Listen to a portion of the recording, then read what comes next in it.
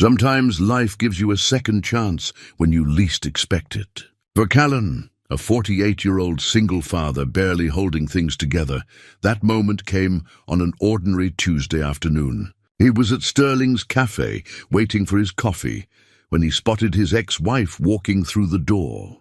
Panic set in. Without thinking, he turned and hugged the nearest person, a complete stranger. She didn't push him away. She simply smiled and played along. What Callan didn't know was that this woman had a secret.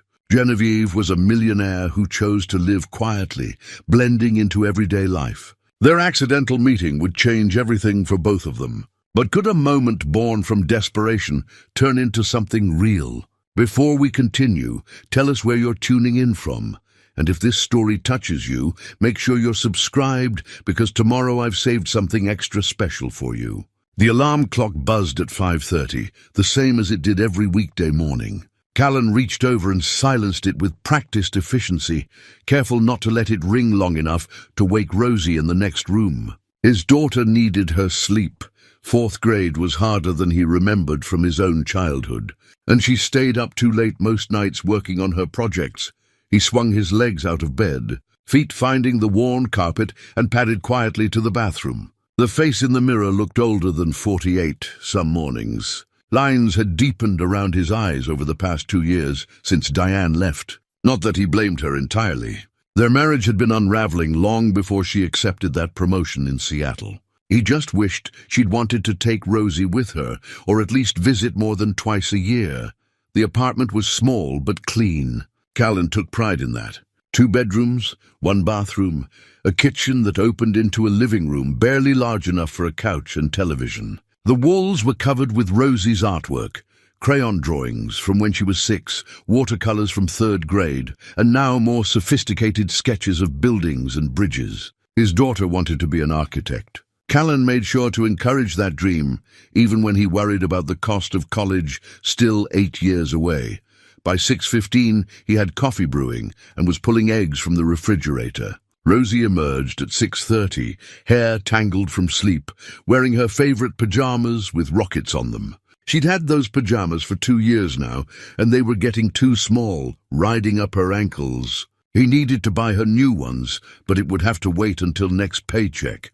"Morning, Dad," she mumbled, climbing onto one of the 2 mismatched chairs at their small kitchen table. "Morning, sweetheart." "Scrambled or fried?" "Scrambled, please." They ate together in comfortable silence, the way people do when they've shared countless mornings and know each other's rhythms. Rosie had his dark hair and serious eyes, but her smile, when it appeared, was pure sunshine. She smiled less since Diane left. That was something else that kept Callan awake some nights. After Rosie left for school, Callan returned to the apartment and changed into his work clothes. Dark blue pants, a matching shirt with his name embroidered over the pocket. He was the maintenance supervisor at Riverside Community Center, a job he'd held for 6 years. The pay was modest but steady, and the benefits covered their basic health insurance. The community center was a 10-minute drive.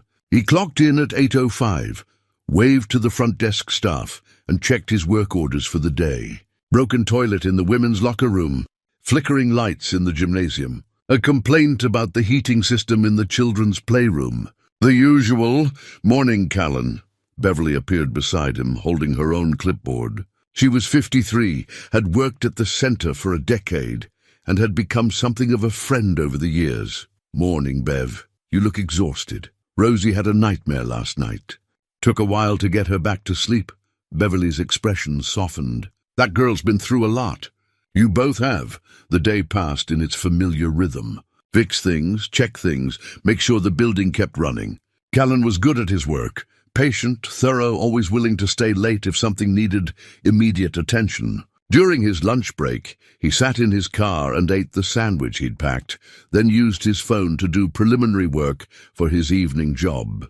Freelance bookkeeping for small businesses. It was tedious work but flexible, something he could do after Rosie went to bed.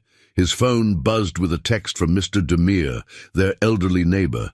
"Rosie, home safe. We're having tea. Come by when you're done." Callan smiled. Mr. Demir was a blessing. The old man had emigrated from Turkey 40 years ago, raised 3 children, buried a wife, and now lived alone in the apartment next door. He'd appointed himself Rosie's honorary grandfather, watching her for the hour between when school ended and when Callan got home. He refused payment, said it gave him purpose. At 4:30, Callan pulled into the parking lot of their apartment complex. He knocked on Mr. Demere's door.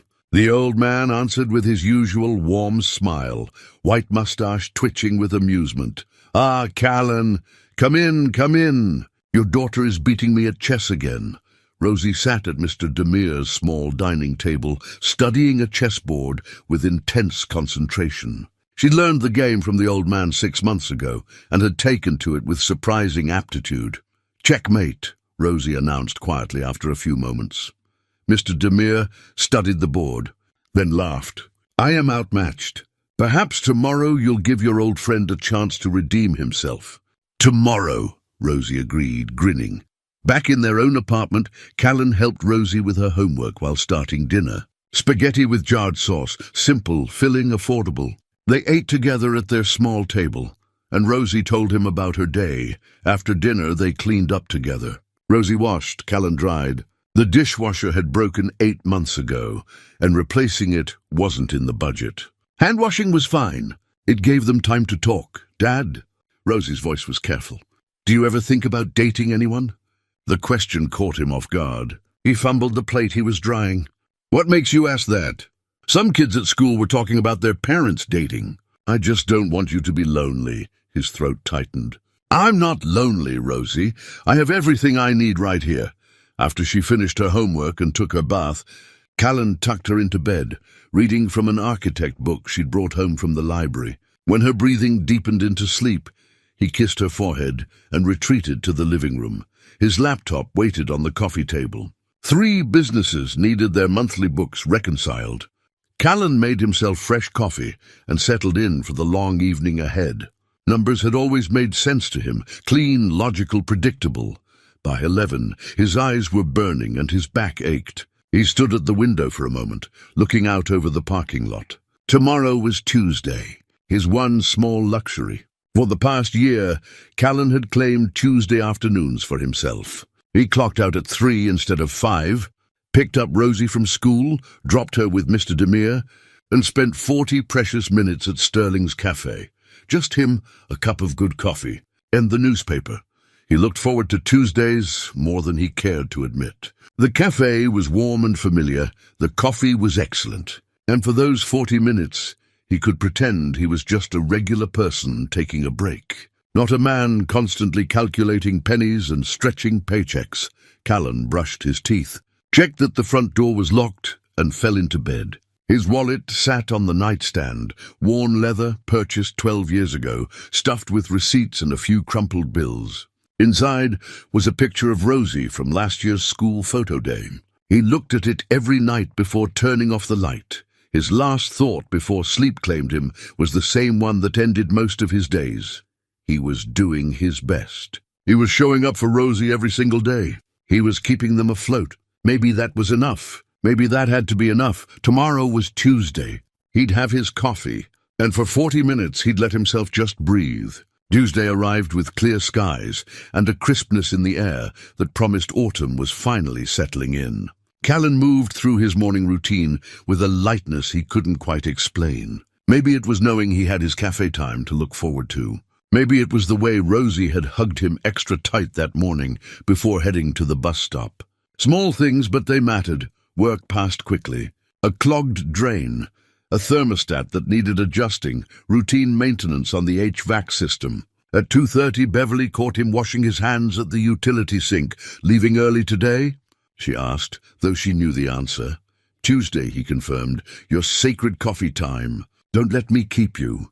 He changed out of his work shirt, pulled on a clean button-down he kept in his locker, and drove to Rosie's school. She was waiting by the flagpole with 2 other girls, laughing about something. When she saw his car, she waved goodbye to her friends and climbed in.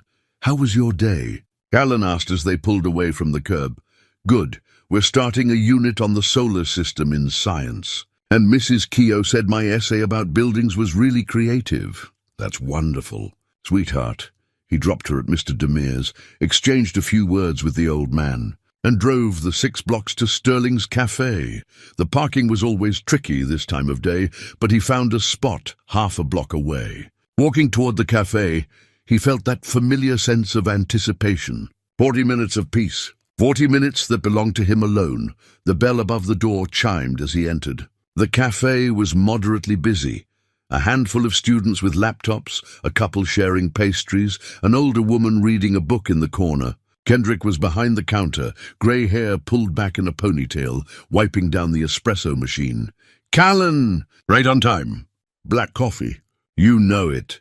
Got some fresh lemon cake too if you're interested." "I'm always interested." Callan paid, left a modest tip, and took his usual table by the window. The newspaper was already waiting. Kendrick always saved him a copy. He settled in, took his first sip of coffee, and felt his shoulders drop an inch. This was what he needed. This simple moment of normalcy. He was halfway through an article about the city council's budget proposals when the bell chimed again. He didn't look up immediately, too focused on the numbers being discussed. But then he heard a laugh, bright and familiar in a way that made his stomach clench. Callan's head jerked up. There, walking through the door, was Diane, his ex-wife. She looked different than she had 2 years ago, more polished, more confident, wearing an expensive-looking coat and carrying a designer handbag that probably cost more than his monthly rent. Beside her walked a man in his early 50s, well-dressed, easy smile, hand resting casually on the small of her back. Panic flooded through Callan like ice water. Diane hadn't seen him yet. She was laughing at something the man had said. They were walking toward the counter, completely oblivious to his presence. His heart hammered. He couldn't be here. Couldn't sit here and watch her order coffee with someone new. Couldn't endure the inevitable awkward conversation if she noticed him. Questions about Rosie, forced pleasantries. That look in her eyes that said she'd made the right choice leaving. Without thinking, Callan stood. His chair scraped loudly against the floor. A few people glanced his way. Diane was still focused on the menu board, hadn't heard. He needed to leave, but she was between him and the door. He'd have to walk right past her. His eyes darted around desperately. There had to be another exit. A back door. Anything, but Sterling's was small, intimate. Just the front entrance. Then he saw her. A woman standing near the counter, waiting for her order. She had her back to him, dark hair pulled into a simple ponytail, grey sweater, jeans. Nothing remarkable except that she was close, and she was his only option. Callan moved before his rational mind could stop him. 3 quick steps across the cafe floor. The woman must have sensed his approach, because she started to turn. But by then, he was already there. He wrapped his arms around her from behind, in what he desperately hoped looked like an embrace between 2 people who knew each other. She stiffened. Of course she did. He was a complete stranger. "I'm so sorry," Callan whispered urgently near her ear. "Please just go with this for a moment. My ex-wife, I can't, please." For a heartbeat, nothing happened. The woman was frozen in his arms, and Callan was certain she was about to scream or shove him away or call for help. He'd just assaulted a stranger in a coffee shop because he couldn't handle an awkward encounter. What was wrong with him? But then something unexpected occurred. The woman's rigid posture softened. She turned her head slightly, enough that he could see her profile, elegant features, intelligent eyes, a small smile playing at the corner of her mouth. "Hello, darling," she said, her voice carrying just enough volume for nearby people to hear. She placed her hand over his, where they rested against her stomach, and the gesture was so natural, so convincing, that Callan almost believed they actually knew each other. He glanced toward the counter. Diane was ordering now, pointing at something in the pastry case. Her companion was pulling out his wallet. Neither of them had looked their direction. "Thank you," Callan breathed. The woman gently extracted herself from his embrace and turned to face him fully. She was striking, not in a conventional magazine way, but in a way that made you want to keep looking. Mid-40s, he guessed. Slight smile lines around her eyes. Something in her gaze that suggested she'd lived enough life to find humor in unexpected situations. "Ex-wife?" she asked quietly, her tone more amused than judgmental. Callan nodded, embarrassed heat creeping up his neck. I didn't expect. You weren't expecting to see her? The woman glanced past him toward the counter. The one in the expensive coat? That's her. And you panicked, spectacularly. The woman's smile deepened. We've all been there. Would you like to sit down? I think you need a moment. Callan stared at her, confused. You're not angry. I just grabbed you. You apologized first. And you didn't hurt me. She tilted her head slightly. Besides, you look like you might pass out. Come on. She gestured toward his table. They sat across from each other just as Diane and her companion collected their order. Diane's gaze swept across the cafe, seemed to pause on Callan for one terrible second, then moved on. She and her companion headed toward a table on the opposite side of the room. She hadn't recognized him. Or maybe she simply didn't care. You're safe, the woman said gently. She didn't see you. Callan let out a breath he hadn't realized he'd been holding. I'm sorry.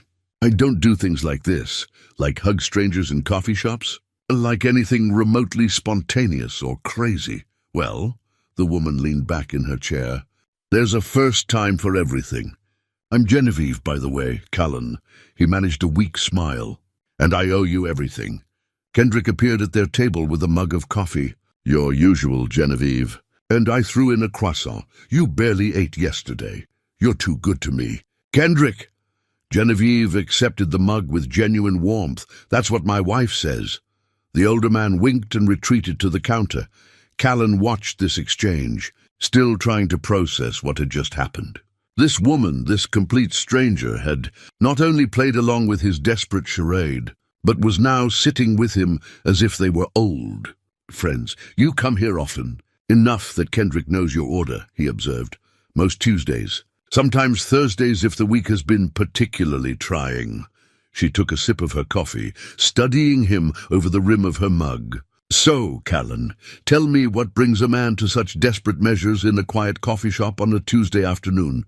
He should leave, should gather his newspaper, finish his coffee, and get back to his normal, predictable life. But something about her presence, calm, non-judgmental, genuinely curious, made him stay. It's complicated, he started. The best stories usually are. Callan found himself talking. About the divorce 2 years ago, about Diane's ambition and his own limitations, about how he'd thought they'd built something together, only to realize she'd been building an exit strategy. He didn't mention Rosie. That felt too private, too precious to share with a stranger. But he talked about the shock of the separation, the adjustment to single life, and how he'd carefully constructed his routines to keep himself steady. Tuesdays are mine, he explained. 40 minutes where I can just be a person, not someone's ex-husband or someone's employee. Just me, coffee, and the newspaper. Genevieve listened without interrupting, her attention complete and unhurried. When he finished, she nodded slowly. And then Past walked through the door and disrupted your sanctuary. Exactly. With a new man in tow. That too, she glanced across the cafe to where Diane sat with her companion, both of them absorbed in conversation. She looks happy. She does. Does that bother you? Callan considered the question honestly. Not the way you might think. I'm not in love with her anymore. I don't think I was for a long time before she left. But seeing her like that, so put together, so moved on, it reminds me of everything I'm not. And what are you not? Successful, wealthy, free to just start over somewhere new. He laughed without humor. I'm stuck in neutral while everyone else is speeding past. Genevieve was quiet for a moment, her fingers wrapped around her mug. When she spoke, her voice was gentle but firm. You know what I see? A man who shows up, who has routines and commitments and probably responsibilities he doesn't talk about, who works hard enough to be tired on a Tuesday afternoon. That's not stuck, Callan. That's showing up for your life. Something in her words struck deep. He looked at her, really looked at her, and wondered who this woman was, this stranger who'd let him embrace her and then offered him kindness instead of judgment. You're very understanding. For someone I just ambushed, I have experience with difficult divorces. A shadow passed across her face, there and gone in an instant. And I know what it's like to need a sanctuary. To have one place where you can just breathe. Is that why you come to Sterling's? part of it. I like the anonymity, the normalcy.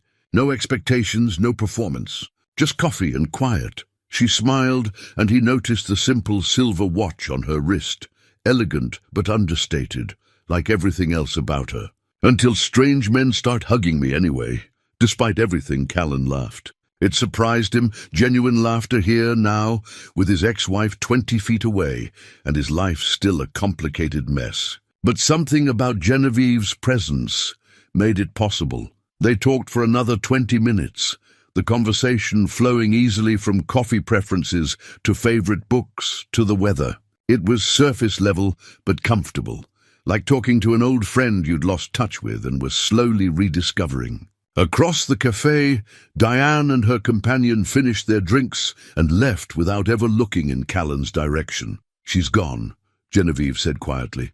"You survived." Callan checked his phone. He'd been at the cafe for 35 minutes. He needed to pick up Rosie from Mr. Demire's soon. The real world was calling him back. "I should go," he said reluctantly. "But thank you. For everything. For being kind when you had every right not to be. We're all just trying to get through the day." Genevieve stood when he did, graceful and unhurried. "Perhaps we'll run into each other again."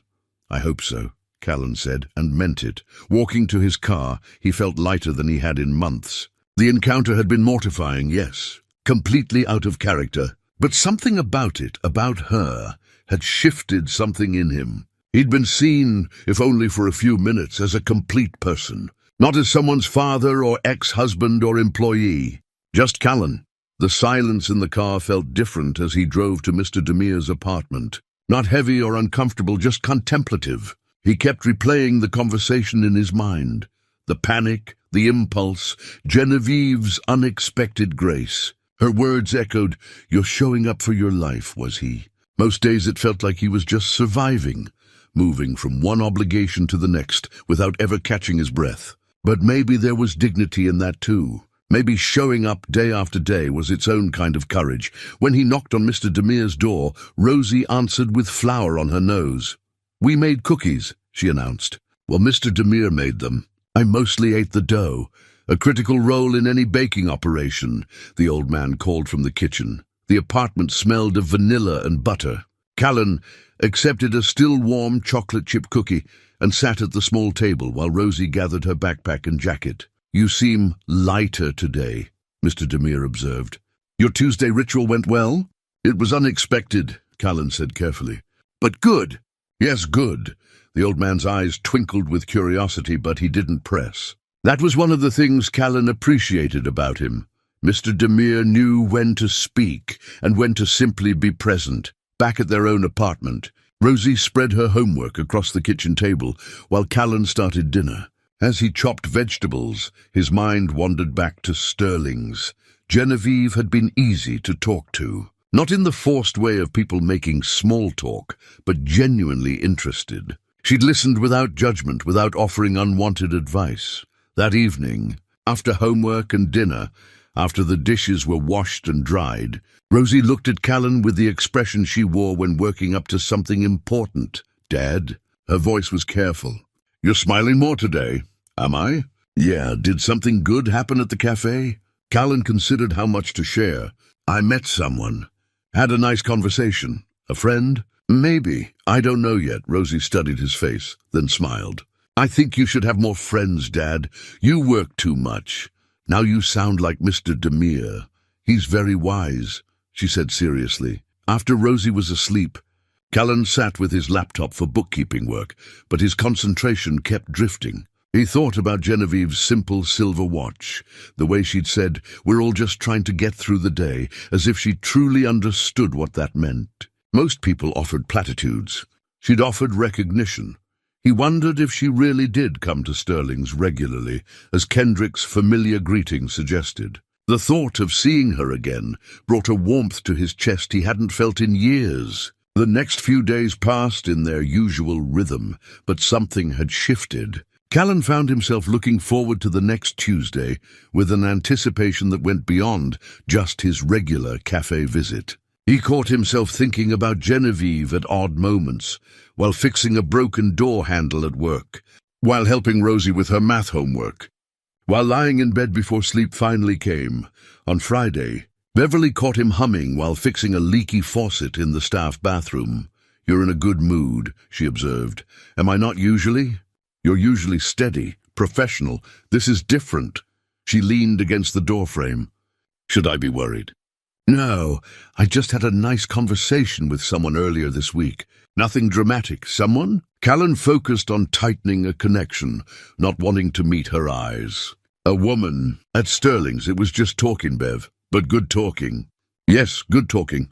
Beverly was quiet for a moment, then said gently, "You know it's okay to have a life beyond work, right? You're allowed to be interested in someone. I'm not. It's not like that. I don't even know if I'll see her again. But you want to," he did. That was the surprising part. After 2 years of carefully constructed solitude, after convincing himself he was fine alone, he wanted to see Genevieve again. Wanted to hear what she thought about books or architecture or the way autumn light fell through cafe windows. "Maybe," he admitted. Beverly smiled. "Good. You deserve that, Callan." The weekend arrived. Saturday brought grocery shopping with Rosie, laundry, cleaning the apartment, and a long walk to the park. Sunday meant meal prep for the week, helping Rosie with a project about the solar system, and afternoon chess with Mr. Demir while Rosie drew sketches of imaginary buildings. Monday dragged. Every hour felt longer than usual, waited with anticipation for Tuesday. Callan told himself he was being ridiculous. Genevieve might not even be there, and if she was, she might not remember him with the same warmth. Their encounter had been pleasant but brief. Perhaps she'd simply been kind to a stranger in distress and thought nothing more of it. Tuesday morning arrived, and Rosie noticed immediately that Callan wore his better jeans and the shirt without a stain on the collar. "You look nice." "Dad, just felt like making an effort for the cafe." "Maybe." She grinned, delighted. "I hope your friend is there." So did he. More than he wanted to admit, even to himself. The morning at work moved with agonizing slowness. Beverly caught him checking his watch for the 3rd time in an hour. "Just go," she said, shaking her head with amusement. "You're useless today anyway. I still have an hour, and you'll spend it staring at the clock. Go pick up your daughter early. Take your time at the cafe. Live a little, Callan." He hesitated, then made a decision that felt almost rebellious. "You're sure?" "I'm sure." "Now get out of here before I change my mind." Callan changed quickly, surprised by the flutter of nervousness in his stomach. He was 48 years old, a grown man with a daughter and responsibilities. Getting anxious about maybe seeing someone at a coffee shop was absurd. At Rosie's school, she was surprised when he appeared at pick-up early. "Is everything okay?" she asked, climbing into the car. "Everything's fine. I just got done early today." She studied his face, then smiled knowingly. "You're going to the cafe?" "I am. And you're hoping she's there. When did you get so perceptive?" "I've always been perceptive. You just don't usually give me anything interesting to perceive." At Mr. Demir's, Rosie whispered something to the old man that made him look at Callan with raised eyebrows and a broad smile. Great. Now he had 2 people invested in his coffee shop visit. "Go," Mr. Demir said. "Take your time." The drive to Sterling's felt longer than usual. Callan found a parking spot and sat in his car for a moment, gathering himself. This was silly. He was just going for coffee, like he did every week. If Genevieve was there, fine. If not, also fine, except it didn't feel fine. It felt charged with possibility. The bell chimed as he entered. Kendrick was behind the counter and his face lit up. "Callan!" Back again. "The usual?" "Please, take your table." "I'll bring it over." Callan moved toward his usual spot by the window, and that's when he saw her.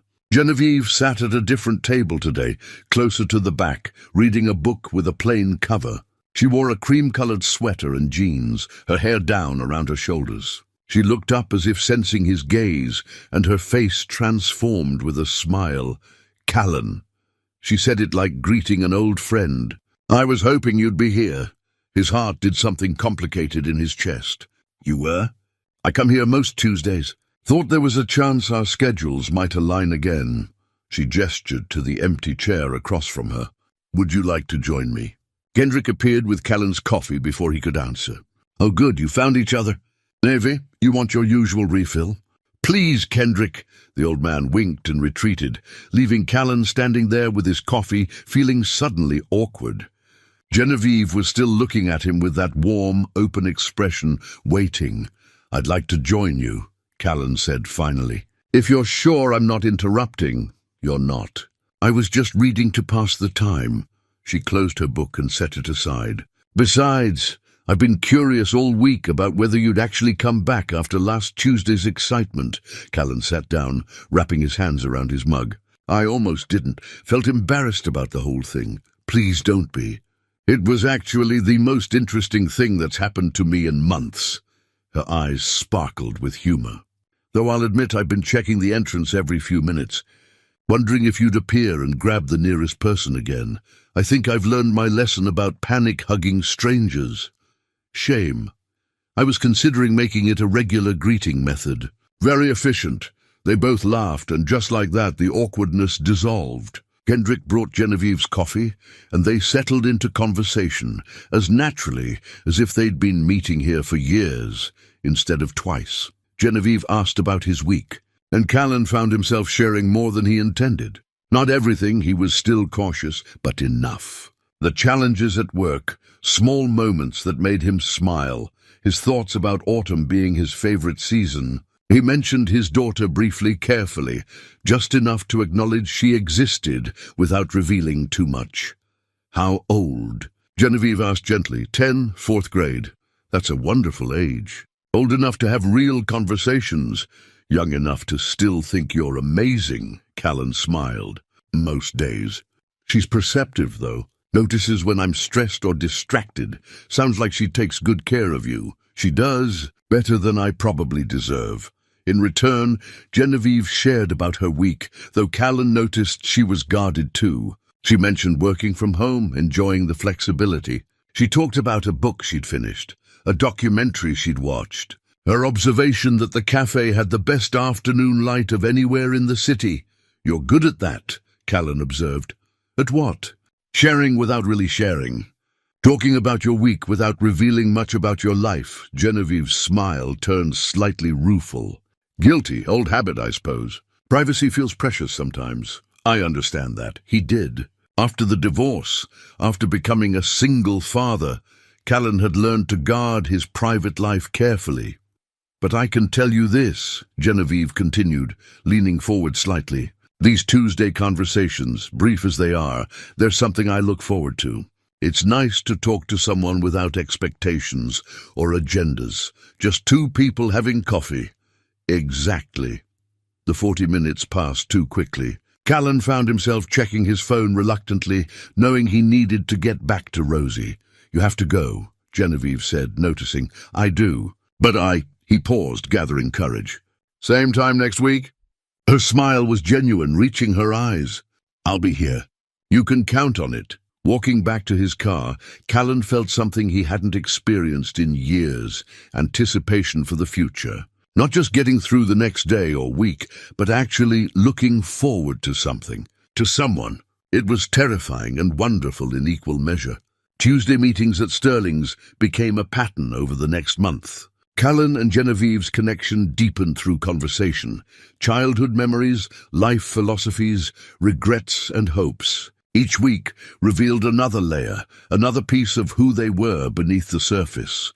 Genevieve shared about her son, Sebastian, who was 28 and worked in sustainable energy overseas. She spoke of him with pride but also wistfulness. They weren't as close as she'd like. Geography and her own past choices creating distance between them. I was focused on building something, she said one afternoon, stirring her coffee slowly. My career, my reputation, my independence. By the time I looked up, he was grown and living his own life. We talk, but there's a formality to it. Like we're friendly colleagues rather than mother and son. Callan related deeply. I worry about that with Rosie, that one day she'll grow up and drift away and I'll have missed something important. You won't, Genevieve said with certainty. Your dedication is evident in the way you talk about her. She'll always know she was loved. The reassurance meant more than Callan could articulate. As October deepened into November, their conversations grew more personal. Genevieve mentioned her divorce, a marriage that had ended 5 years ago when her husband couldn't reconcile her success with his own sense of masculinity. "He wanted me to be smaller," she said simply, "to apologize for achieving things, to defer to him in public. I couldn't do that." "You shouldn't have to," Callan said firmly. "No, but it cost me my marriage and for a while my son's respect. Sebastian thought I chose work over family." She looked out the window, her expression distant. "Maybe I did for a time. I'm still figuring out how to balance it all." One Tuesday in mid-November, Genevieve asked a question that had clearly been building for weeks. "Would you like to meet outside the cafe sometime? Maybe for a walk or dinner?" Callan's heart jumped. This was different, a deliberate step beyond their Tuesday ritual into something more intentional. It thrilled and terrified him in equal measure. "I'd like that," he said. "Though I have to work around Rosie's schedule." "Of course." "What if—" Genevieve hesitated, then continued. "What if I met her? If you're comfortable with that, we could do something together. The three of us." The suggestion caught Callan off guard. He'd been careful about keeping Genevieve separate from his life with Rosie, protecting both of them from complications. But the offer felt genuine, not performative. "Let me think about it," he said carefully. That evening, he brought it up with Rosie during their dishwashing routine. "Remember the woman I've been meeting at the cafe? Genevieve?" "Your friend," Rosie said, handing him a plate to dry. "You talk about her sometimes. She asked if she could meet you. Maybe we could all do something together on Saturday." Rosie's eyes widened with interest. "Really? What would we do?" "I don't know yet. Maybe the park or the museum." "The park," Rosie said immediately. "I want to see what she's like. And if you don't like her—" Rosie considered this seriously. "Then we'll be polite, and you can still be friends with her on Tuesdays. But Dad, I think I will like her. You smile when you talk about her." Saturday arrived with clear skies and cool air. Callan was nervous in a way he hadn't been since his first date with Diane decades ago. He'd suggested the park near the river. Neutral ground, open space, easy to leave if things became awkward.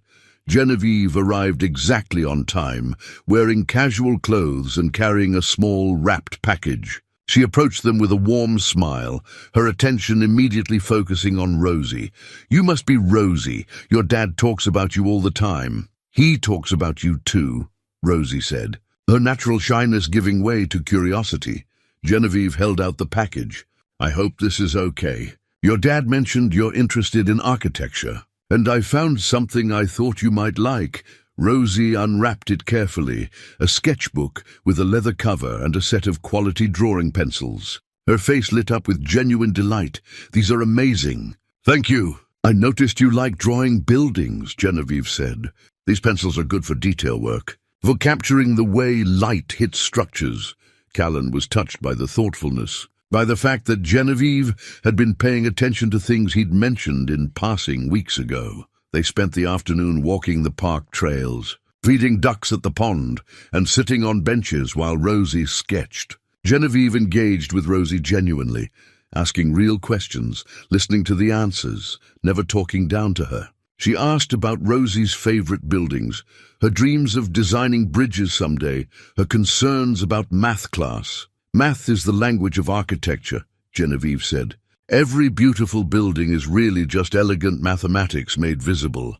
Rosie absorbed this perspective with visible excitement. Later, while Rosie played on the climbing structure nearby, Genevieve turned to Callan on the bench. "She's remarkable, wise and kind. You've done a wonderful job with her." Callan's throat tightened.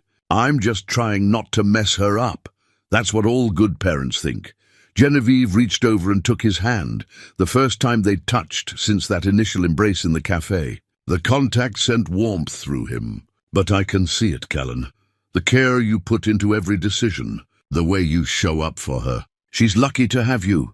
The words landed deep in a place that had been hungry for validation. His hand stayed in hers, neither of them pulling away. When they parted ways that afternoon, Rosie hugged Genevieve goodbye, a spontaneous gesture that seemed to surprise and move the older woman. In the car, Rosie was animated. "I really like her, Dad. She's special." "Yes," Callan agreed softly. "She is. That evening he received a text from Genevieve. "Thank you for sharing your afternoon and your daughter. Both are treasures." He responded, "Thank you for seeing us." Lying in bed that night, Callan acknowledged what he'd been avoiding for weeks. He was falling for her. The thought both excited and terrified him. He was still a man with 2 jobs, limited resources, a complicated past. What could he really offer someone like Genevieve? Someone who seemed so composed, so together, so far beyond his everyday struggles. But when he closed his eyes, he could still feel the warmth of her hand in his, and that feeling was worth holding on to, at least for now. The weeks that followed brought a shift in their relationship. They saw each other more frequently now, not just Tuesdays, but occasional weekend afternoons, phone calls in the evening after Rosie went to bed, text messages that made Callan smile at unexpected moments during his workday. Callan introduced Genevieve to his world. She met Beverly at the community center, charming her with questions about the work they did there. She joined them for a walk through his neighborhood, admiring the small gardens people maintained, the sense of community that existed despite modest means. She seemed genuinely interested in his life, asking questions that showed she was paying attention, but Callan occasionally noticed things that didn't quite fit. Her clothes were simple but clearly high quality when you looked closely. She casually mentioned traveling to Portugal last year, visiting museums in Paris. Once, discussing coffee, she referenced a rare Ethiopian blend he'd never heard of. Small details that suggested a life larger than the one she presented. One evening in early December, Genevieve invited Callan to her home for dinner. The invitation felt significant, a crossing of a threshold they'd been approaching for weeks. "Just dinner," she said. "Nothing fancy. But I'd like you to see where I live." Callan arrived with flowers, not expensive, but chosen carefully from a local shop. He'd agonized over the gesture, wanting to be thoughtful without seeming like he was trying too hard. Genevieve lived in a nice neighborhood, nicer than his, certainly, but not ostentatious. Her home was a modest condo in a building with understated elegance. She greeted him at the door with a warm smile, wearing jeans and a soft sweater, looking relaxed and lovely. Inside, the space was decorated tastefully, personal but not cluttered. Books lined one wall. Art hung in thoughtful places. Originals, Callan suspected, though he knew little about such things. Everything spoke of someone with means, but also restraint. "This is beautiful," he said honestly. "Thank you. It's home." She took the flowers with genuine pleasure. "These are lovely. Let me put them in water while you get comfortable." She'd cooked a simple meal, roasted chicken, vegetables, crusty bread from a local bakery. They ate at her small dining table by candlelight, and the intimacy of it, the quiet domesticity, felt both wonderful and slightly overwhelming. Over dinner, their conversation turned deeper. Genevieve asked about his marriage, what had gone wrong. Callan found himself sharing things he rarely spoke about, how he'd felt inadequate as Diane's career advanced, how he'd struggled with feeling left behind, how the divorce had confirmed his deepest fear that he wasn't enough. "That's not failure," Genevieve said softly. "That's 2 people growing in different directions. It happens. Easy to say when you're the one who grew. I grew alone," she countered. "Success without someone to share it with is just another kind of loneliness." After dinner, they moved to her couch with coffee. The apartment was quiet around them, intimate in a way that made Callan acutely aware of every breath, every small distance between them. "Can I ask you something?" he ventured. "Anything. What do you do?" "For work, I mean. You've mentioned working from home, but you've never said what that actually is." Genevieve was quiet for a long moment, her coffee cup held between her hands. When she spoke, there was careful weighing in her tone. "I run a company. Several, actually. Consulting, mostly. It's complicated and not very interesting." The answer was vague, deliberately so. Callan noticed but didn't press. Everyone had things they preferred to keep private. Must be successful if it lets you work from home on your own schedule. "I've been fortunate," she said simply. The conversation moved on. But something lingered, a sense of information withheld, of stories not yet told. Callan wondered what she was protecting, why she kept that part of her life so carefully guarded. Later, as the evening wound down, they found themselves sitting closer on the couch. Genevieve's hand rested near his on the cushion between them. The air felt charged with possibility. "I'm glad you came tonight," she said softly. "So am I. This is—" She paused, searching for words. "I haven't felt this comfortable with someone in a very long time." "Neither have I." The moment stretched. Genevieve leaned closer, and Callan met her halfway. Their kiss was gentle, tentative, deepening slowly. It felt like coming home and stepping into the unknown all at once. When they pulled apart, both were slightly breathless. Genevieve searched his eyes. "Is this okay?" Callan nodded. "More than okay." They sat together for another hour, talking quietly, sharing small kisses, building something new between them. When Callan finally left, reluctantly, knowing he needed to get home before Rosie woke and found him gone, he drove through the quiet streets, feeling like a different person than the man who'd arrived. Everything had changed. They'd crossed from friendship into something more, and there was no going back now. The next day, Beverly noticed immediately. "You're glowing." "I'm not glowing. You absolutely are." "Things went well with your lady friend?" Callan couldn't suppress his smile. "Yes, very well. Good for you." Beverly squeezed his shoulder. "You deserve happiness, Callan. Don't let fear stop you from reaching for it." That evening, Mr. Demure made similar observations when Callan picked up. "Rosie, you look like a man who's found something worth holding." "On to," the old man said with a knowing smile. "Maybe I have. Then don't let it go. Life is too short for hesitation." That night, after Rosie was asleep, Callan sat by his bedroom window, looking out at the parking lot. His worn leather wallet sat on the nightstand, the same one he'd carried for 12 years, stuffed with receipts and responsibility. Inside was a picture of Rosie, and now, added just this evening, a napkin from Sterling's Cafe that Genevieve had written her phone number on weeks ago, even though he already had it saved in his phone. Small treasures, marking the life he'd built and the new life beginning to unfold. He was a man with limited means, yes, but he was also a man who showed up, who loved his daughter, who'd somehow found connection with a remarkable woman despite all the reasons it shouldn't work. Maybe that was enough. Maybe he was enough. For the first time in years, Callan allowed himself to believe it might be true. He'd fallen in love with her. That was the truth he couldn't escape. But how could love bridge such an impossible divide? The rest of Sunday passed in a fog. Rosie noticed his mood immediately when he picked her up from Mr. Demure's. "Did you and Genevieve have a fight?" she asked quietly in the car.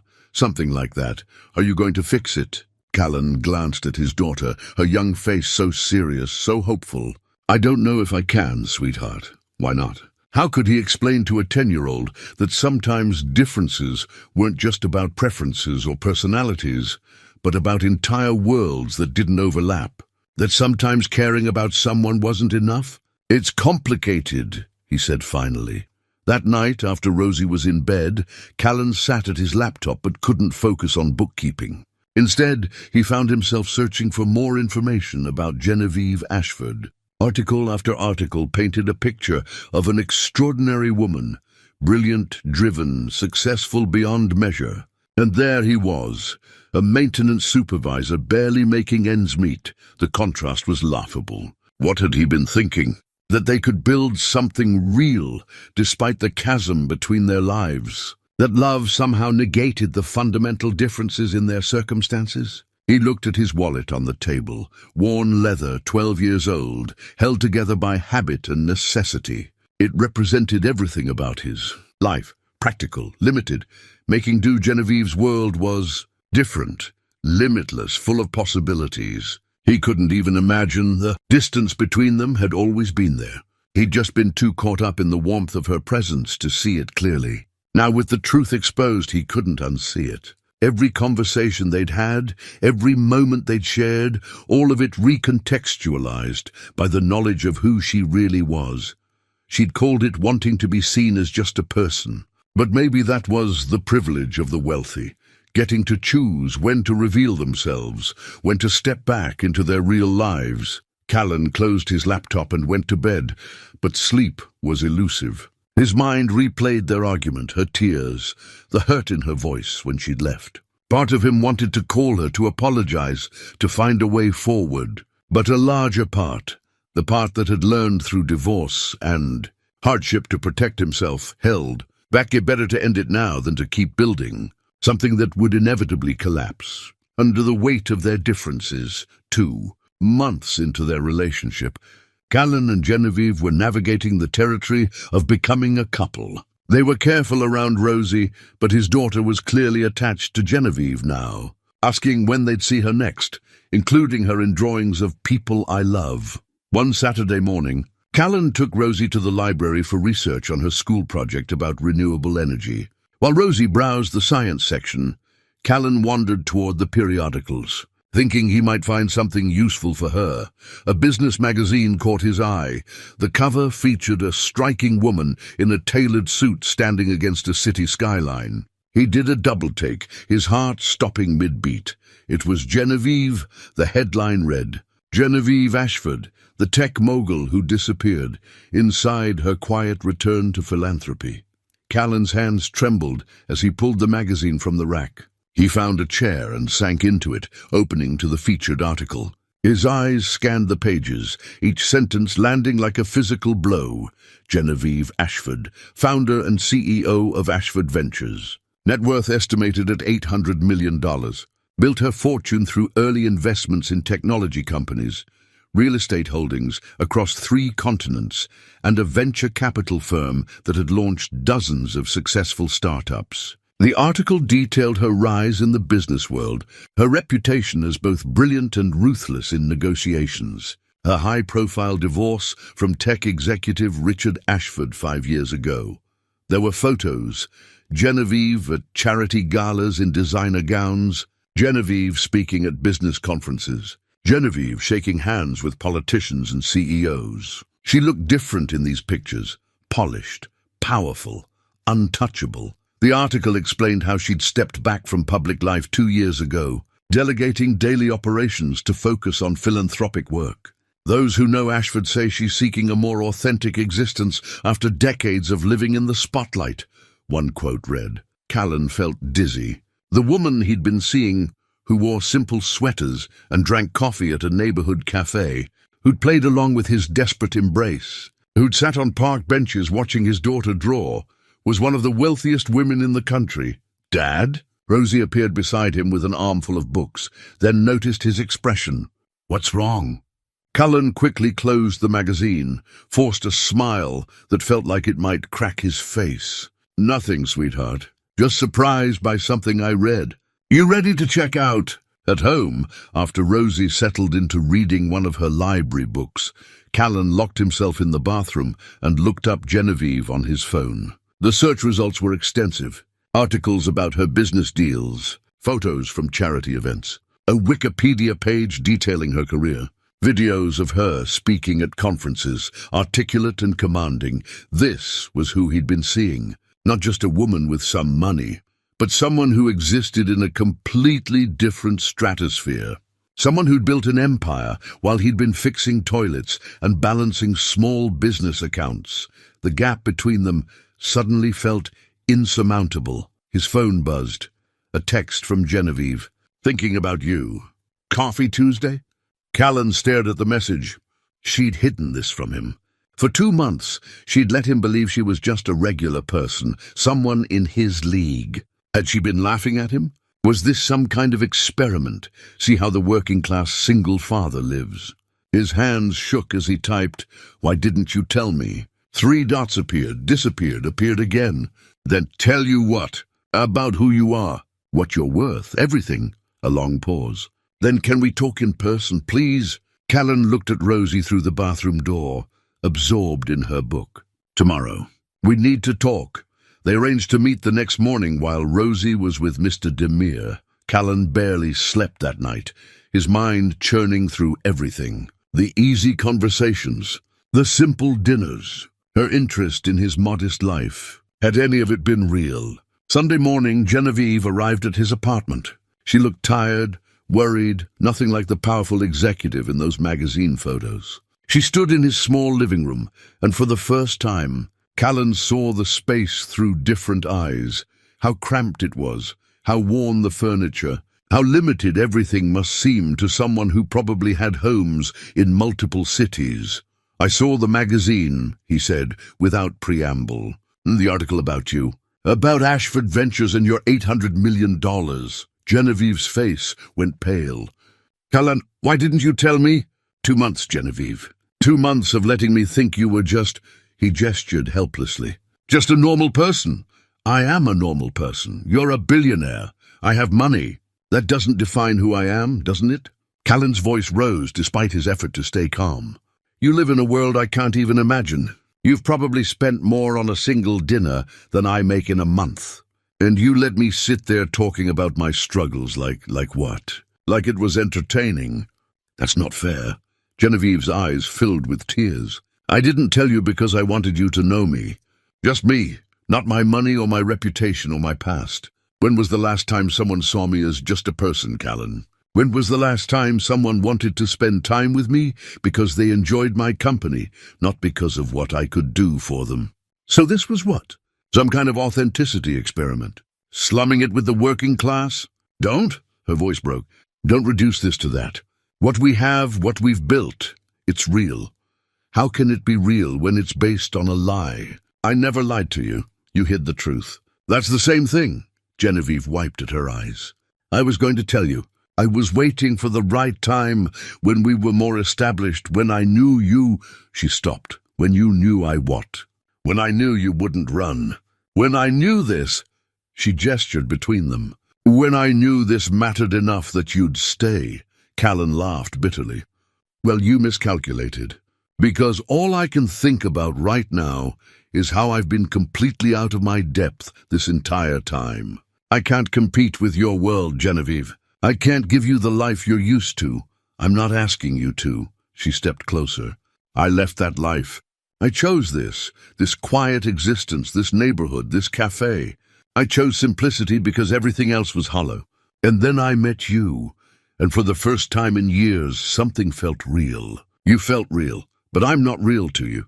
I'm just a reminder of some life you think you want, but will never actually fit into." The words hung between them, cruel and final. Genevieve stared at him, hurt written across her face. "If that's what you think of me, of us, then maybe you're right." Her voice was quiet now, defeated. "Maybe I was wrong about everything." She turned toward the door, then paused. "For what it's worth, my feelings were real, are real. But I understand if you need time."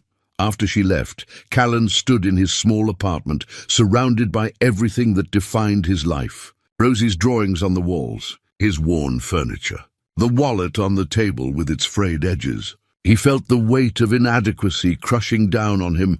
Everything he wasn't, everything he couldn't provide, everything that separated him from someone like Genevieve Ashford. He'd fallen in love with her. That was the truth he couldn't escape. But how could love bridge such an impossible divide? A week passed with no contact between Callan and Genevieve. Each day felt heavier than the last. Callan moved through his routines mechanically. Work, parenting, bookkeeping, but the lightness that had characterized the past few months was gone. Rosie noticed everything. She asked about Genevieve constantly at first, then less frequently when Callan's answers remained vague and evasive. Finally, she stopped asking, but the disappointment in her eyes was worse than the questions. At work, Beverly cornered him in the supply closet on Thursday. "What happened?" she demanded. "You look miserable." Callan explained about the magazine, the revelation, the impossible gap between their worlds. Beverly listened, then shook her head slowly. "So she has money. Does that change who she is?" "It changes everything, does it? Or are you just scared?" The question stung because it hit too close to truth. "I'm realistic, Bev. We come from different worlds. You came from the same cafe on the same Tuesday afternoons. That's where you met. That's what matters. That's not enough. Why not? Because you can't buy her expensive things? Because she's more successful than you?" Beverly's voice was sharp now, frustrated.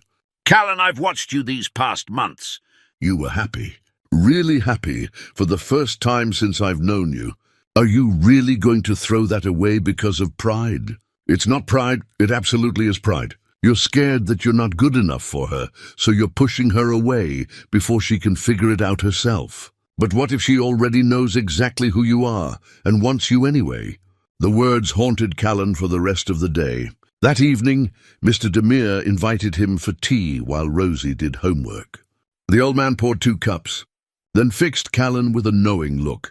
"You're carrying something heavy," he observed. Callan found himself explaining the situation again. Mr. Demere listened without interrupting, nodding occasionally, his weathered face thoughtful.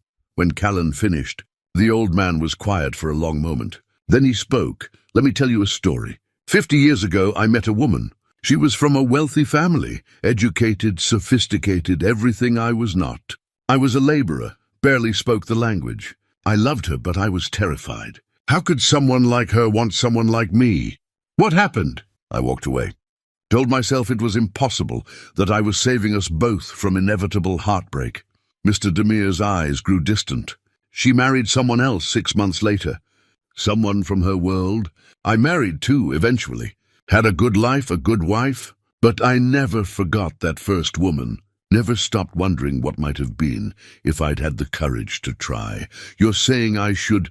I'm saying pride is a lonely companion, my friend. If she makes you happy, if she's good to your daughter, if she chose you despite having every option in the world, what else matters? I can't give her the life she's used to. Perhaps she doesn't want that life. Perhaps she wants yours." Mr. Demere leaned forward. "You think wealth makes someone happy? I've known many wealthy people in my years. Most of them would trade everything for what you have, a child who loves you, work that matters, the ability to be yourself. These are riches money cannot buy." That night, Callan couldn't sleep. Mr. Demere's words echoed alongside Beverly's, different voices, same message. He was letting fear make his decisions. Friday morning brought an unexpected visitor. Rosie came into the kitchen with an envelope. "I wrote something," she said quietly. "For Genevieve. But I wanted you to read it first."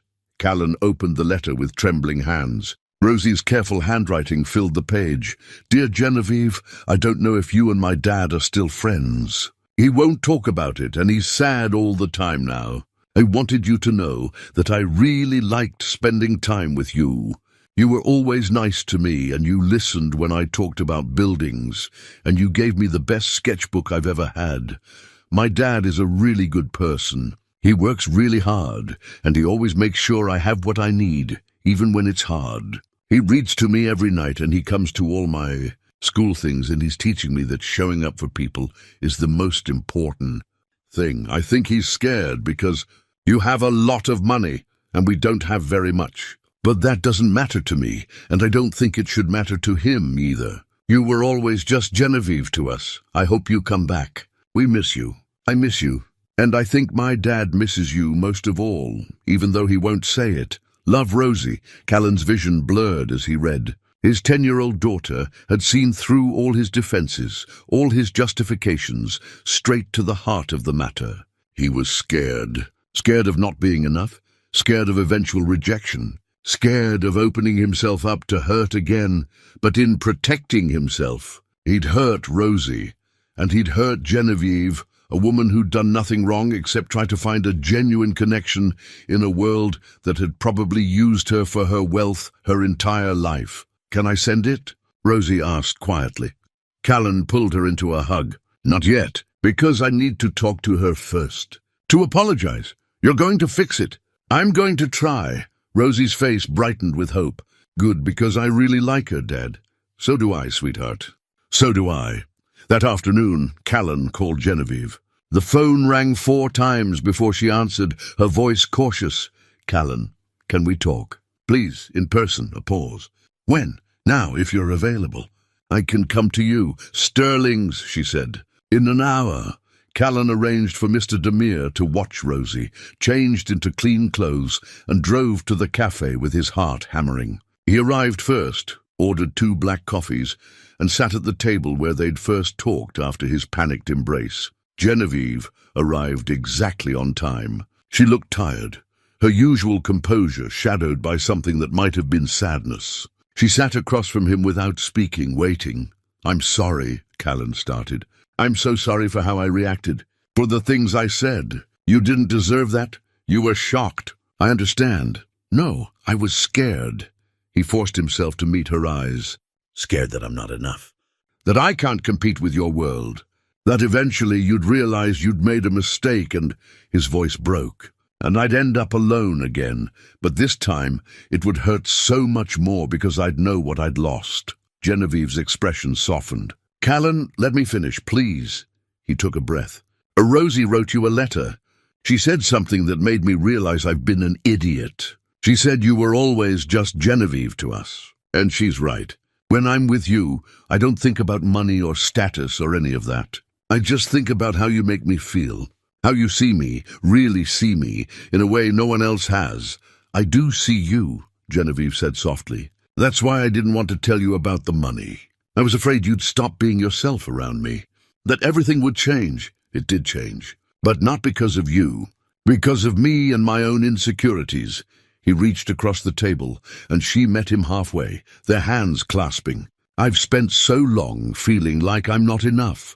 Not enough for Diane, not enough for Rosie, not enough for life. And then you came along and made me feel like maybe I was. But when I found out who you really are, all those old fears came rushing back. You are enough," Genevieve said firmly. "You're more than enough. Do you think I've spent the last 2 months pretending? Do you think I chose Tuesday afternoons at this cafe because I was bored? I chose you, Callan, not your wallet, not your status. You, the man who panicked and hugged a stranger. The man who talks about his daughter with such love, it makes my heart ache. The man who shows up every single day for the people who matter to him. But I can't give you the life. I don't want that life." Her grip on his hands tightened. "I had that life. It was empty. All the success, all the money, all the power, and I was lonely, desperately, crushingly lonely. I came back here, to this city, to this neighborhood, because I was looking for something real. And then I found you." Callan's throat tightened with emotion. "I'm in love with you. That's the terrifying truth. I'm in love with you, and I don't know how to navigate the gap between our worlds, but I want to try, if you'll let me. If you still want me." Genevieve's eyes filled with tears. "I'm in love with you too. I have been for weeks. And there is no gap, Callan. Just two people who found each other. Everything else is just details we'll figure out together." She stood, pulling him up with her, and they embraced in the middle of Sterling's cafe, the place where everything had started with panic and desperation and an impossible hug. Now they held each other with certainty, with choice, with love. Kendrick appeared beside them with fresh coffee. "About time," he said gruffly. "You two have been moping around here long enough. Glad you worked it out." They laughed through their tears, sitting back down, hands still clasped across the table. "So where do we go from here?" Callan asked. "Forward," Genevieve said simply. "Together. We'll figure out the rest as we go. What about the money, the different worlds? We'll navigate it, with honesty this time, full honesty. I'll tell you about my work, my life, all of it. And we'll figure out how to blend our worlds in a way that works for both of us, for all three of us, including Rosie." Callan nodded, feeling something settle in his chest. Not certainty. Life didn't offer that. But hope. Real, tangible hope. That maybe, despite everything, they could build something lasting. "Rosie wants to send you her letter," he said. "I'd love to read it. She misses you. We both do. I missed you too. So much." Genevieve smiled through her tears. "What are you doing tomorrow?" "Nothing that can't be rearranged." "Good. Come to my place. The real one. I want to show you everything, who I really am, what my life looks like, no more hiding. And if it's too much, it won't be. But if it is, we'll figure it out. Together." The word settled between them like a promise. Together. Not him alone, struggling to measure up. Not her alone, hiding who she was. Together, building something new from honesty and love, and the courage to try. Saturday morning arrived with clear winter skies. Callan woke early, nervous in a way that had nothing to do with fear, and everything to do with stepping fully into this new reality. Genevieve had sent him an address the night before, not the modest condo where they'd had dinner, but somewhere outside the city. Over breakfast, he explained to Rosie where they were going. Genevieve wants to show us her real home, the place where she actually lives. Rosie's eyes widened. Is it going to be really big? Probably. She has a lot of money, sweetheart, more than we ever will. That's something we need to understand and be okay with. I don't care about her money, Dad. I care that she's nice to us, that she makes you happy. Out of the mouths of children, simple wisdom that cut through all his complicated anxieties. They drove for 40 minutes, leaving the city behind. The GPS led them to a gated entrance with an intercom. Callan pressed the button, and Genevieve's voice came through immediately. "You came. We did. I'm so glad. Come on up." The gates opened, revealing a long driveway lined with trees. As they rounded a curve, the house came into view, and Callan felt his breath catch. It wasn't ostentatious or showy, nothing like the mansions he'd seen in movies. But it was undeniably grand, stone and glass, nestled into landscaped grounds, with gardens visible even in winter's dormancy. "Wow," Rosie breathed from the back seat. "Yeah," Callan agreed quietly. "Wow." Genevieve was waiting at the front door, wearing jeans and a simple sweater, looking nervous in a way he'd never seen her before. She was letting them see her, all of her, and the vulnerability in that gesture moved him deeply. "This is me," she said as they approached. "The part I've been hiding.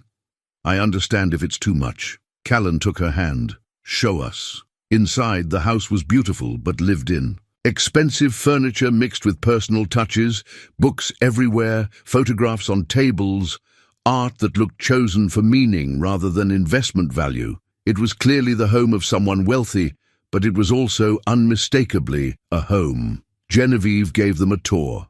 A library that made Rosie gasp with delight. Floor-to-ceiling shelves filled with books. A kitchen that was both professional-grade and cozy. A living room with windows overlooking gardens and woods beyond. Guest rooms, an office where Genevieve worked, a sunroom filled with plants. "You can borrow any books you want," Genevieve told Rosie, who was still mesmerized by the library. "Any time. Consider them yours to explore." Rosie looked at her father for permission. Callan nodded, and his daughter disappeared into the stacks with reverent excitement. Alone for a moment, Genevieve turned to Callan. "What are you thinking?" "I'm thinking this is your real life, and I'm trying to figure out where someone like me fits into it." "Right here." She gestured around them. "This house has been empty except for me for 2 years. Do you know how lonely that is? How meaningless all of this feels without someone to share it with. But what do I bring to this? You have everything. I have things, Callan. I don't have you. I don't have what you and Rosie have. That bond, that love, that sense of family. I don't have someone who sees me as just Genevieve, not Genevieve Ashford with her billions. You bring yourself. That's everything." They stood in her beautiful empty house, and Callan saw it clearly for the first time. Wealth didn't equal happiness. Success didn't equal fulfillment. She had built an empire but still needed the same things everyone needed: connection, love, purpose beyond acquisition. "I'm still scared," he admitted. "Scared I'll disappoint you, that I'm not sophisticated enough or educated enough or—" "Stop." Genevieve cupped his face in her hands. "I've dated plenty of sophisticated, educated men. They bored me or tried to control me or wanted me for what I could do for their careers. You're the first person in years who wanted to know what I thought about coffee and autumn leaves and the best time of day for quiet contemplation. You're the first person who made me laugh without trying to impress me. You're the first person who felt real." Rosie emerged from the library holding a book about famous architects. "Can I really borrow this?" "It's yours," Genevieve said. "Keep it." They spent the rest of the morning together. Genevieve showed them the grounds, the gardens she was planning for spring, the small pond where ducks nested, the trail through the woods she walked when she needed to think. She talked about her Work honestly now. The companies she'd built, the investments she'd made, the foundation she was planning to launch that would support single parents in need. I want your input on that, she told Callan as they walked. You understand that world better than I ever could. What actually helps? What's just good intentions that miss the mark? You want my advice? I want your partnership. Not just in us, but in making this work matter. Your experience has value, Callan, real value. The offer wasn't charity, it was respect, recognition that what he knew, what he'd lived, had worth beyond a paycheck. Over lunch, simple sandwiches Genevieve had prepared, they talked about logistics, how to blend their lives, whether Callan and Rosie would eventually spend time here, or if Genevieve would continue splitting time between properties. How to help Rosie understand the wealth without letting it change her or create unrealistic expectations. I don't want to uproot your lives, Genevieve said. I want to join them, not replace them. What does that look like practically? However we want it to look. There's no rule book for this, Callan. We write our own story. As afternoon faded toward evening, Callan realized something profound. The gap he'd feared, the impossible distance between their worlds, wasn't actually that wide. They both wanted the same things: love, connection, purpose, a life that mattered. She just happened to have more money than he could imagine, but that was just a detail, not a definition. Several weeks passed as Callan and Genevieve navigated their relationship with new honesty. They established boundaries and routines that respected both their worlds. Genevieve became more present in Callan and Rosie's everyday life, school events, weekend activities, quiet evenings at their apartment. She was careful not to overstep, but her care was evident in countless small ways. The complications came, as they always did, from the practical realities of their different circumstances. Callan's car broke down on a Tuesday morning. The transmission, a repair that would cost $1,500 he didn't have. He called Beverly, explained he'd be late to work, and started calculating bus schedules while his stomach churned with stress. Genevieve called during his lunch break. "How are you?" "Fine," he said automatically, then caught himself. Honesty. They'd promised honesty. Actually, not fine. "My car died. The repair is expensive, and I'm trying to figure out how to manage without it until I can save enough. Let me help," she said immediately. "Genevieve, please. This is exactly the kind of thing partners help each other with. Let me cover the repair. I can't just take money from you." "Why not?" The question was so simple, but Callan had no good answer. Just pride and old wounds and the voice in his head that said, accepting help meant admitting failure, because "I need to handle my own problems," he said. "Finally, that's not how relationships work." Genevieve's voice was patient but firm. "We're supposed to support each other. If you were sick, would you let me help? If Rosie needed something, would you accept assistance? That's different." "How? How is this different?" They argued for 20 minutes, their first real argument since reconciling. Callan felt his defenses rising, all his old patterns of self-reliance kicking in. He'd handled everything alone for 2 years. He didn't know how to do it any other way. "This isn't about the car," Genevieve said finally. "This is about you not believing you deserve help. About you thinking that accepting anything from me diminishes you somehow. Maybe it does. Then that's something you need to work through. Because I can't be in a relationship where you wall yourself off every time life gets difficult. That's not partnership. That's isolation with occasional visits." The words stung because they were true. Callan hung up feeling shaken, angry at himself more than her. That evening he sat with Mr. Demir over tea, explaining the argument. "My father was like you," the old man said. "Proud, independent. He worked himself into an early grave, refusing help from anyone. When he died, we found money hidden in his walls, savings he'd never touched, never told anyone about, because asking for help or accepting it felt like failure." "What's your point?" "My point is that pride killed him. Not literally, but it robbed him of years he could have had if he'd just learned to accept love and support from the people who cared about him." Mr. Demir leaned forward. "You're repeating his mistakes, Callan. This woman loves you. She wants to help. Why is that so threatening? Callan had no answer. He went home and lay awake that night, wrestling with himself. His father had been the same way, working multiple jobs, never asking for help, wearing his independence like armor. Callan had watched him age prematurely from stress, watched him miss family moments because he was always working, always proving he could handle everything alone. Was he really going to do the same thing? Teach Rosie that accepting help was weakness, that love came with the condition that you never needed anything from anyone. The next morning he called Genevieve. "I'm sorry, you were right. This isn't about the car. I know. I don't know how to accept help. I don't know how to be in a relationship where I'm not the one providing everything. It makes me feel like less of a man." Yes, that's programming, Callan. Old messages that don't serve you anymore. Real strength isn't refusing help. It's knowing when to accept it. It's being vulnerable enough to let someone care for you. They agreed on a compromise. She'd lend him the money for the repair, and he'd pay it back over time. Not because he had to, but because he needed to for his own sense of dignity. Genevieve accepted this, understanding it was about more than money. But the conversation had opened something larger between them. Trust. The willingness to be vulnerable. The acceptance that partnership meant interdependence, not just two independent people existing in parallel. A week later, Genevieve took another step. She invited Callan to her home for dinner and presented him with something, a key to this house, she said. "I'm not asking you to move in, not yet, but I want you to know you always have a place here. Both of you, this isn't just my home anymore. It's ours if you want it to be." Callan took the key, feeling its weight in his palm. It was symbolic of so much more than access to a building. It was trust, commitment, a future being offered. "I love you," he said, the words feeling inadequate for everything he felt.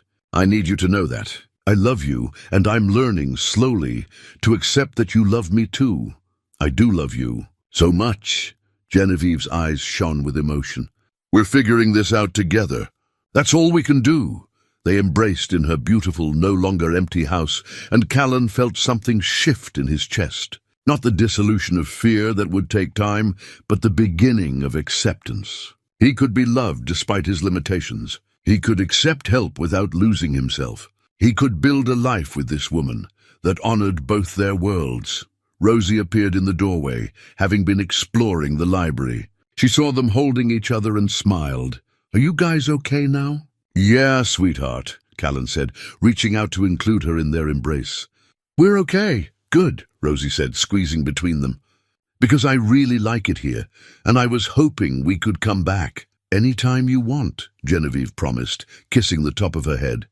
"This is your place too now." The three of them stood together, an unconventional family formed not by blood or circumstance, but by choice. By the courage to try despite fear, by love that refused to be limited by bank accounts or social expectations. It wasn't perfect. They still had obstacles to navigate, compromises to make, moments when their different backgrounds would create friction. But they had something more important than perfection. They had commitment. They had honesty. They had each other. 6 months later, on a Tuesday morning in early spring, Callan woke in his own apartment with sunlight streaming through the window. Some things hadn't changed. He still lived in the same modest 2-bedroom, still worked his 2 jobs, still drove Rosie to school every morning. But everything felt different now, lighter, full of possibility. Genevieve's foundation had officially launched 2 months ago. Callan served on the advisory board, providing insight into what single parents actually needed. Not handouts, but strategic support that maintained dignity while offering real help.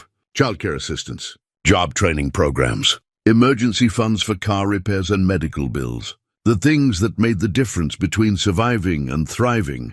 Working alongside Genevieve, he discovered something unexpected. His experience had value beyond his paycheck. The struggles he'd faced, the solutions he'd found, the reality he knew so well, all of it mattered. His voice carried weight in those boardroom meetings, not despite his background, but because of it. The foundation had already helped 43 families in the local area. 43 parents who now had a little more breathing room, a little more hope. Callan thought about them often, remembered being in their position, and felt grateful he could help create something meaningful. On Tuesday afternoons, he still went to Sterling's cafe, but now Genevieve went with him, and sometimes Rosie joined them after school. Their table by the window had become a regular fixture. Kendrick always had their orders ready, always smiled at the sight of them together. Today, though, was just the two of them. Rosie was on a field trip with her class, exploring a local architecture firm, an opportunity Genevieve had quietly arranged through her connections, though she'd insisted Rosie earn the spot through her excellent project work. "How does it feel?" Genevieve asked, stirring her coffee. 6 months since we almost threw it all away, like a lifetime ago. And also like yesterday. Callan reached across the table for her hand. "I'm glad we fought through it. Through my stubborn pride and fear."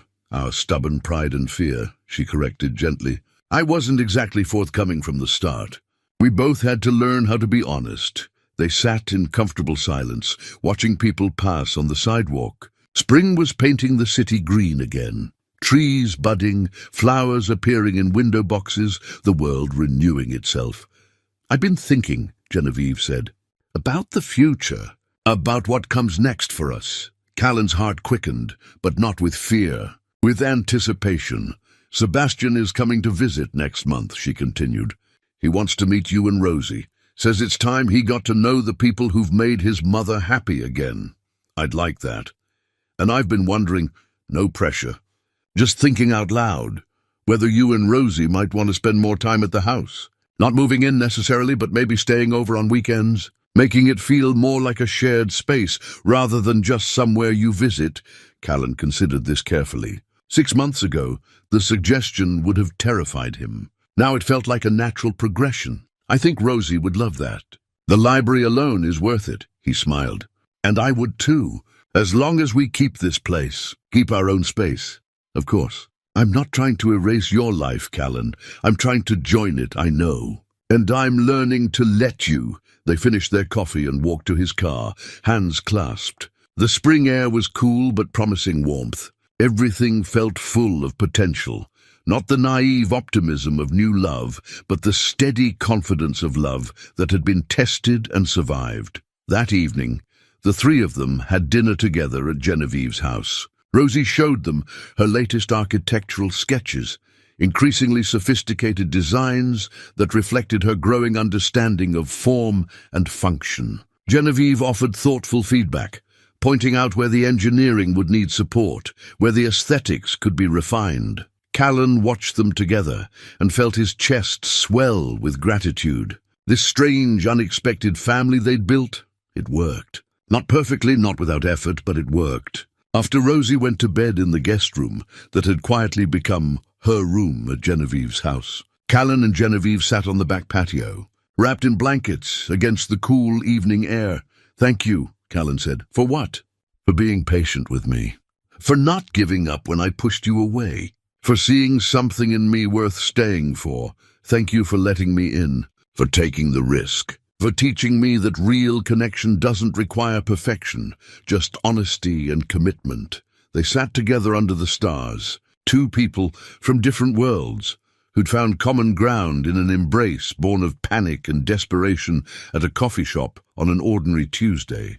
That moment had changed everything, not because it was grand or dramatic, but because it was real. Sometimes life did give you a second chance when you least expected it.